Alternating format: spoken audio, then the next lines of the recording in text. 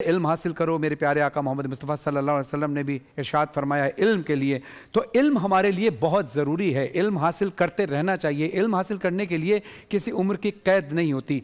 तो चूँकि इल्म की बात आती है इसलिए हमने कोई सेगमेंट रखा है ताकि इसमें इस्लामिक सवालात भी होते हैं, इसमें जनरल नॉलेज के भी होते हैं, स्पोर्ट्स के भी होते हैं, और इसके साथ साथ जनरल नॉलेज और पाकिस्तान की तारीख के हवाले से भी सवालात होते हैं। ये सेगमेंट करने का मकसद सिर्फ ये होता है कि हमारे जो कंटेस्टेंट आते हैं, जो नौजवान तालिब इल्म और तलबात आती हैं, उनके अंदर इल्म की कितनी लगन है, बस ये बताने का मकसद होता है और इनकी हौसला अफजाई करने का मकसद होता है। वरना खेल में ऊंच नीच हार जीत तो होती है, मगर लगन और जुस्तजू को कायम रखना यही हमारा नस्बुल ऐन होना चाहिए।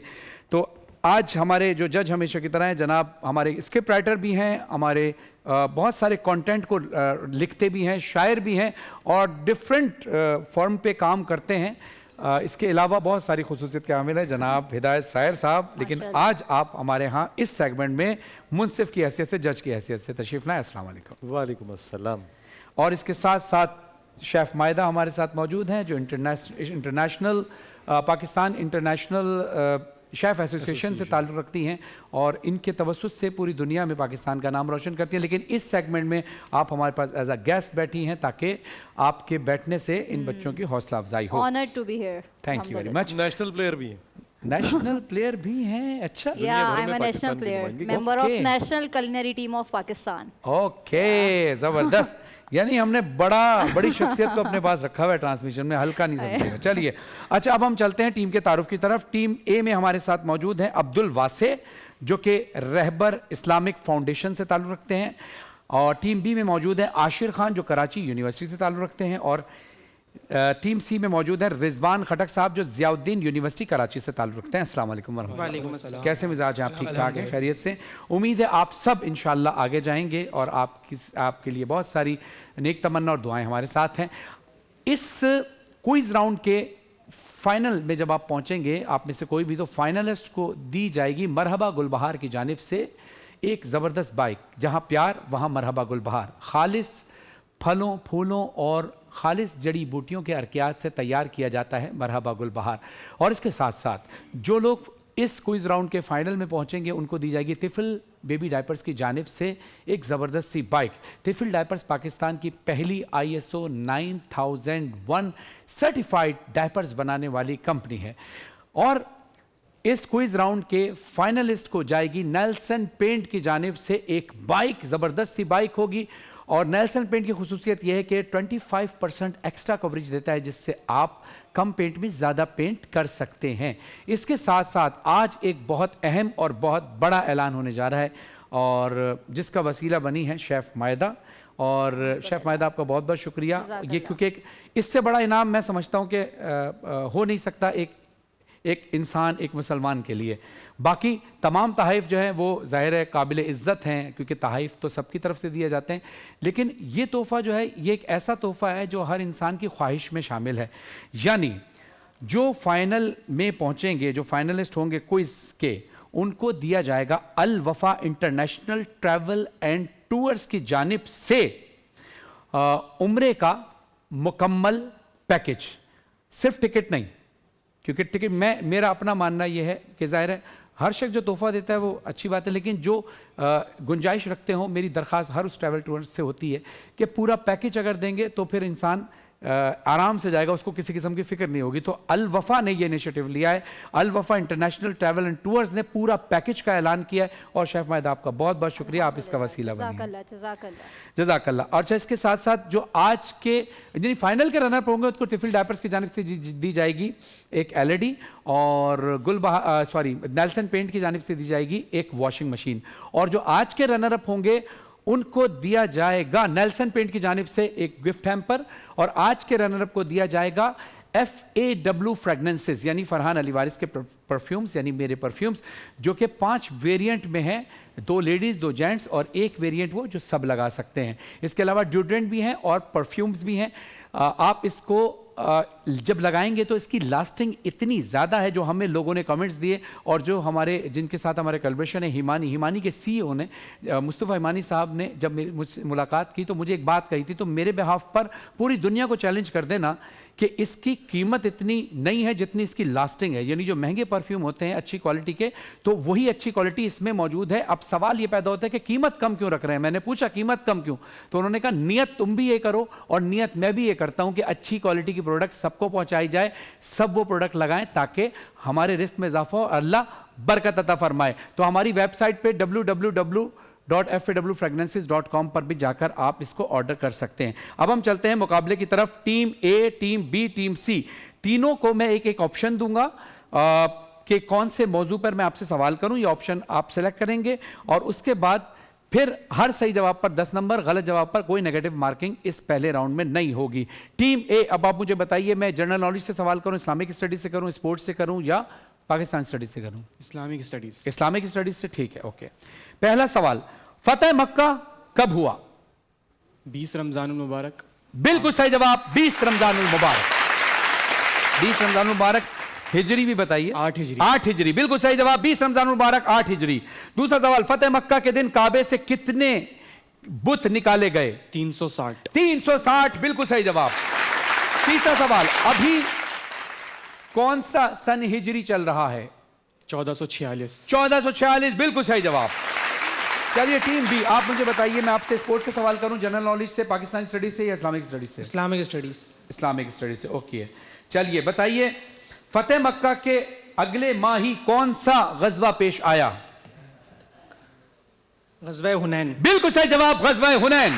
दूसरा सवाल, फतेह मक्का के दिन नबी पाक सल्लल्लाहु अलैहि वसल्लम ने किस रंग का अमामा पहना हुआ था? स्याह रंग का। सियाह रंग का, बिल्कुल सही जवाब। तीसरा सवाल, फतेह मक्का के दिन नबी पाक सल्लल्लाहु अलैहि वसल्लम अपने सर को झुकाकर कौन सी सूरत तिलावत? सूरह फतह। बिल्कुल सही जवाब, सूरह फतह। जबरदस्त, माशाअल्लाह, यही हक है एक मुसलमान का कि आपको दीन की माशाअल्लाह इतनी नॉलेज है। टीम सी, आपसे भी यही उम्मीद है माशाअल्लाह। ये बताइए, आपसे मैं इस्लामिक से सवाल। चलिए, फतेह मक्का के दिन हुजूर अकरम सल्लल्लाहु अलैहि वसल्लम जिस ऊंटनी पर सवार थे उसका नाम क्या था? बिल्कुल सही जवाब। दूसरा सवाल, नबी पाक सल्लल्लाहु अलैहि वसल्लम मक्के में कितने साल रहे? मक्के में जी 53 साल। 53 साल, बिल्कुल सही सवाल, बिल्कुल सही जवाब दिया आपने। और तीसरा सवाल, फतेह मक्का में मुसलमानों की तादाद कितनी थी? बिल्कुल सही जवाब, तकरीबन 10,000। पहला राउंड बहुत अच्छा खेला टीम ए, टीम बी, टीम सी, बहुत बहुत जबरदस्त। आपके लिए बहुत सारी दुआएं। टीम ए, बी, सी तीनों तैयार रहे। मैं आपको दूसरे राउंड की तरफ ले जाने जा रहा हूं। ये दूसरा राउंड है शख्सियत पहचानने का राउंड, यानी इसमें मैं आपको सिर्फ हिंट्स दूंगा, आपने शख्सियत पहचाननी है। सही जवाब पर 30 नंबर मिलेंगे, गलत जवाब पर आपके 10 नंबर काट लिए जाएंगे। जो मैंने ब्रेक से पहले भी एक दरखास्त आपसे की थी कि बजर दबाकर आप जवाब दे सकते हैं। पहले हिंट पे भी ये 4 हिंट सुनकर देंगे तो ज्यादा अच्छा है, लेकिन बजर दबा दें, लेकिन आप इंतजार कीजिएगा हिदायत साहब का या मायदा साहिबा का कि वो आपको बताएंगी कि किसने बजर दबाया। तो बजर जरूर दबाइएगा, लेकिन जवाब फौरन ना दीजिएगा, थोड़ा सा इंतजार कीजिएगा, चंद सेकंड का। चलिए जनाब, शख्सियत को पहचानिए। पहला हिंट मैं आपको दे रहा हूं, ये शख्सियत 5 जनवरी 1986 को पैदा हुए। 5 जनवरी 1986, इसका सना मीर है। 5 जनवरी 1986। आपने तारीख से अचानक से कैसे पहचाना? क्योंकि मैं पढ़ के आया हूँ सर। हाँ, दूसरी भी वुमेन्स का पूछ लें आप, मैं बता दूंगा। अच्छा जी, चलें, जबरदस्त। चलें, सना मीर साहिबा जो कि खवातीन क्रिकेट के शोबे से ताल्लुक़ रखती हैं और कमेंटेटर भी हैं और पाकिस्तानी टीम की कप्तान भी रह चुकी हैं, पाकिस्तान का नाम रोशन कर चुकी हैं। चलिए जनाब, अब मैं चलता हूं दूसरी शख्सियत को पहचानिए। हिंट दे रहा हूं आपको, ये शख्सियत 25 दिसंबर कौन है? मैं समझ नहीं पा रहा हूँ। 25 दिसंबर का है। अच्छा, अभी 25 तो दिसंबर आपको सवाल पता है क्या पहले से? 25 दिसंबर को कायदे आजम ही पैदा हुए हैं, कायदे आजम मोहम्मद अली जिन्ना। और भी बहुत अच्छा, सारी 25 दिसंबर को तो हजरत ईसा अलैहिस्सलाम भी दुनिया में आए थे। वो शख्सियत नहीं है, वो तो नबी हैं और उनका नहीं, वो तो ठीक है, लेकिन 25 दिसंबर सवाल तो हम ये मेरा आंसर कायदे आजम है, बाकी आप तो ये 25 दिसंबर तो वही है, बाकी आप समझ रहे हैं ना? अच्छा चलें, ठीक है, एक्सेप्ट कर लें भाई सर।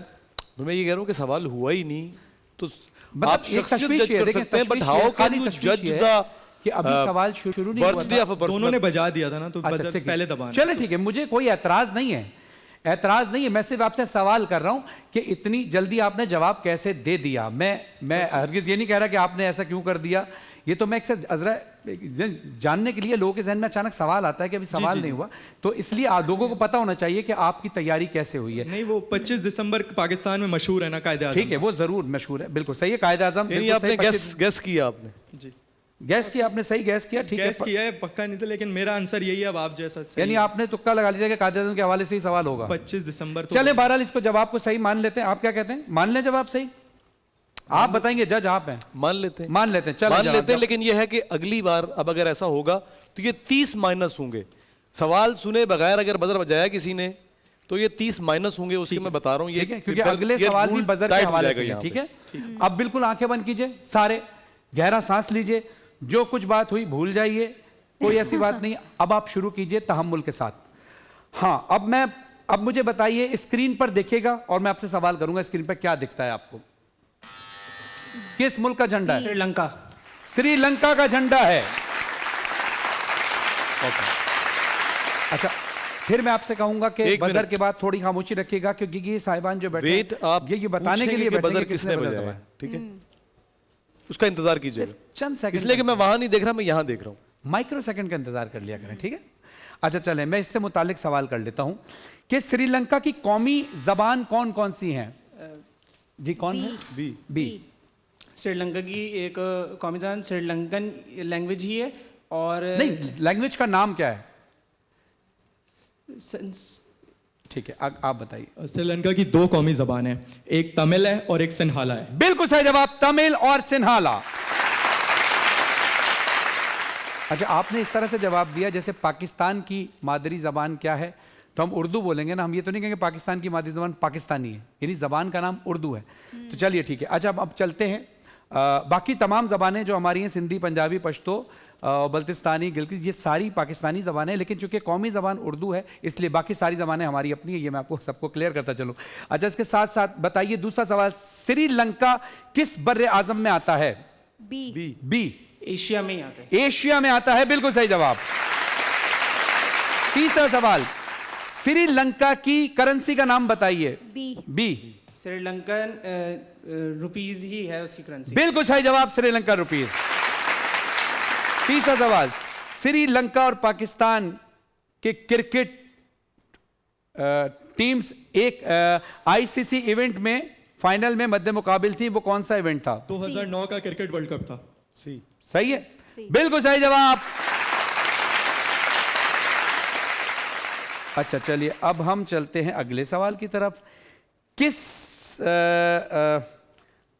अच्छा ये बताइए कि ये फाइनल किस स्टेडियम में खेला गया था? सी। ओवल, लंदन में, लंदन स्टेडियम, लॉर्ड्स।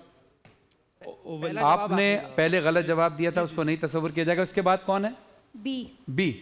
सही, लंदन स्टेडियम लॉर्ड्स में हुआ था। लंदन स्टेडियम लॉर्ड्स में हुआ था। आपने जवाब सही दिया था पहले, लेकिन आपने थोड़ा सा पहले गलत जवाब दिया था, इसलिए बी को मौका मिला। चलिए ठीक है, अगला सवाल, इस फाइनल में मैन ऑफ द मैच कौन थे?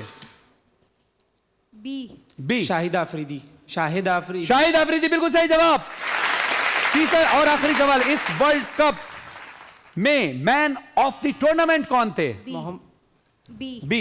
मोहम्मद आमिर। और मैन ऑफ द टूर्नामेंट गलत हो गया। अगला, शाहिद आफरीदी थे मैन ऑफ द टूर्नामेंट। गलत जवाब। आप बताएं, कुछ बताना चाहेंगे? रिकवर कर सकते? दोनों गलत है ना, शाहिद आफरीदी थे, तिलकरतन दिलशान जी वही थे, जी तिलकरचम डेलशम थे, लेकिन आपने जवाब नहीं दिया पहले, इसको नहीं माना जाएगा। अब सिर्फ हम जल्दी जल्दी रिजल्ट की तरफ चलते हैं कि हिदायत साहब रिजल्ट अनाउंस करेंगे, मुझे बताएंगे, फिर अनाउंस कर देता हूं।